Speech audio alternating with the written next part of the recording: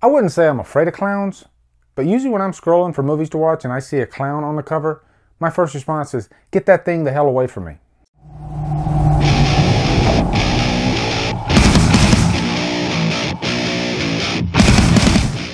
Terrifier stars Jenna, Kanell, Catherine Corcoran, and is directed by Damien Leone. So on Killer Flicks over the last week, I saw quite a few postings of this new movie called Terrifier, which is about a clown named Art, and it's based on a short from the movie, the anthology All Hallows Eve. I have not seen that anthology, but I've seen Art in places before. I don't know where, but his face definitely, like, you know, pops out at me.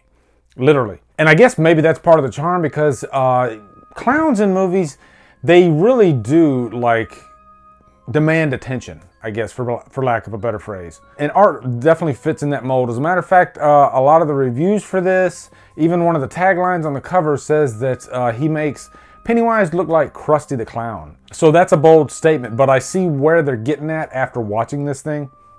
But first off, couple shout outs. First off, my wife. She painted this Myers portrait. It's a pastel painting. My wife just jumped into pastel painting over the past year, really.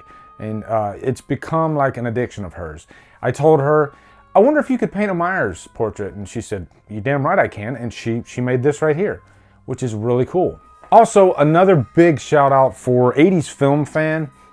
He sent me this Dario Argento Bird with the Crystal Plumage Blu-ray. I believe this is the Arrow release. It is the Arrow release. It says right there. But look at that cover art. Just gorgeous. Let me take this out here real quick. But I can't wait to review this one. I am like hooked on Dario Argento right now. I just reviewed Demons. I'll put a card here for that. But Demons was phenomenal. I've reviewed Tenebrae. I've reviewed Suspiria. And I am hooked on Italian horror now. So I can't wait to watch more, and I got quite a bit to watch. I'm going to do this one. I'm also doing Deep Red, which is back there. And, you know, I keep hearing all this praise for Dario Argento's work, and he's already, like, one of my favorite horror directors. And it's cool to discover another whole, like, subgenre of horror and then become obsessed with it like I have.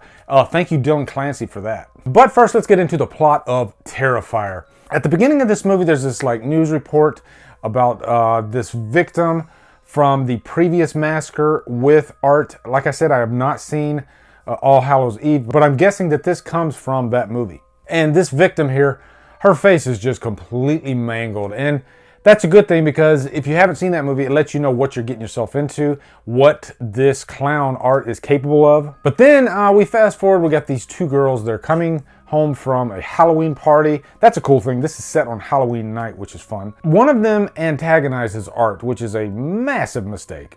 You just don't do that. So they're having, you know, their late night dinner after the party. You know how when people go to parties, they end up going to Waffle House or somewhere like that? That's what they're doing. And of course, Art comes in there. One thing that is kind of a calling to what happens later, one of the girls that antagonizes him, are really the only one. She wants to take a selfie with him, because that's what you would probably do if you see a clown like that, you know, out in the open. Hell, I get dressed up like Myers on Halloween, and everybody wants to take photos with me. Doesn't bother me, but it happens. And so then there's kind of a comedic play on that later in the movie. But really, this is a slasher clown movie. I don't know how many slasher clown movies there are, because I don't watch clown movies that often. I loved Pennywise and It, both versions. But really, that's the only clown movie I think I've ever seen. But this is a clown slasher. He's on the hunt for these two girls. He wants to kill both of them. And let me just say, this is for a certain type of horror viewer. I am unfortunately not one of those types of viewers. I've said it in the past, I am not the biggest fan of, like, torture porn. This fits firmly in that category. And it will be evident once you get to the deaths, because the deaths are really loud and in your face and, like, super, super bloody. Let me cut right to the chase. There is a kill scene in this movie that is meant to shock, that is meant to jump right out at you, and after watching this movie, that's the one that you're going to be thinking about. That's the one that's in my head right now. This is a kill that you will not be able to remove from your skull, probably for the rest of your life. Much like there's a kill in Bone Tomahawk that has the same effect. I think that one's much more effective, though. This was my biggest problem with this movie is it felt really, really exploitive and really gratuitous, given the way the kill played out. And if you've seen the movie, you know what I'm talking about.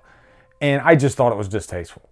I am the last person to ever use the word censorship in horror. I am not for it. I'm completely against it. I'm for free expression in horror movies. Directors, in my mind, you have the right to say whatever you want to say. Does that mean that I'm gonna like everything that I see on the screen though? No, I did not really care for this scene at all. Kind of left a bad taste in my mouth. And that was kind of my big problem with this movie.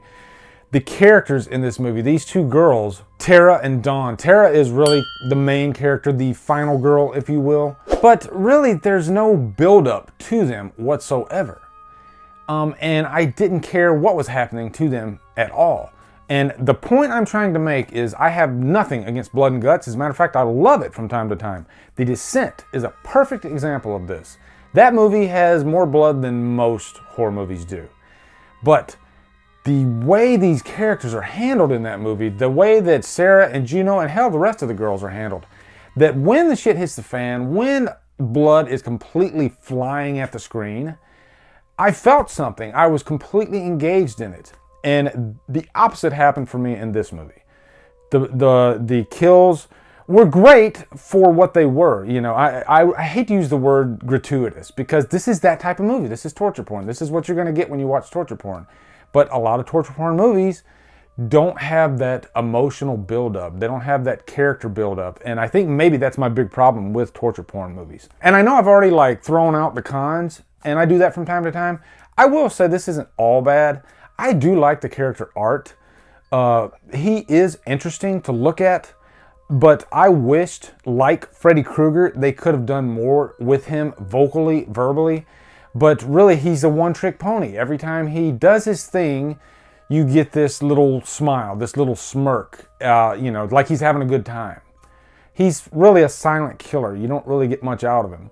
For somebody wearing a clown outfit, you would want a little bit more than that. Pennywise is a perfect example. Pennywise has some really fun moments, especially that first moment with Georgie is great, but that's because Pennywise is talking to him. I wished I could have got more of that with Art. But there are a few comedic moments in this, especially the one scene that involves the selfie, which I won't give away. I actually did get a kick out of that. It was funny. It was a nice little payoff. And there is a kill scene in this where, let's just say a gun is used and then you think that the scene is going to go one way eventually and it ends up going the right way, which is never done. I applaud them for the way that scene played out. But overall, guys, this is not a movie that I'll watch again. I'll probably give it a 2 hours lost. It's not all bad. There is a nice score there from time to time. But yeah, it's not for me. I know a lot of people really enjoyed this, and that's great. If you enjoyed this movie, I'm super happy for you. My good friend Jason Smith, we actually struck up a conversation on Facebook, as we do from time to time, because I believe he loved this movie. And but this is his type of horror movies, so you know, and that's fine. Maybe I'll give it another watch down the line, maybe not. I'm not sure. But anyway, guys, that is my review for Terrifier. Looking forward to hearing your thoughts on this one. I know that we can get some really good discussion going in the comments. So looking forward to hearing your thoughts. Also, guys, I did post on Twitter my next Halloween Revisited, or my next Revisited review, because my Halloween 5 Revisited got quite a few views. Like, it's almost at 4,000 views right now, and I just put it out not too long ago. So pretty damn cool, and it's got me excited for the next Revisited. It seems like you guys like this series. I was gonna do H2O, but then I started thinking, I went back and watched my first Revisited for Halloween 6. That was the first one I did back in 2015. I didn't realize it had been that long ago. And after watching that video, I was like, damn, there's more, you know, I missed, there's some things I still wanted to say. And I hate to do like another review for Halloween 6, but I actually wanted to talk about my hybrid cut. And I posted on Twitter and Killer Flicks, hey, if I did that, would you guys like think I'm stupid? And everybody was like, no, please. We want to know about the hybrid cut. We want to know more about Halloween 6. And I want to give you guys some more production value. I want to make this thing like 20 minutes like I did with Halloween 5. So thank you guys for answering those questions. And my next Revisited will be Halloween 6 Revisited.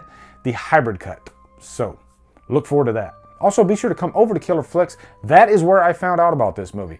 That is where I find out about tons of movies. That's where I discovered the Giallo subgenre. So be sure to become a member. You will thank me tenfold. If you like what I'm doing, hit that subscribe button. I'd really appreciate it. Follow me at Drumdums on Facebook, Twitter, Instagram, Letterboxd, and now Stardust. Anyway, guys, thank you so much for watching. Have a great day, and Drumdum out.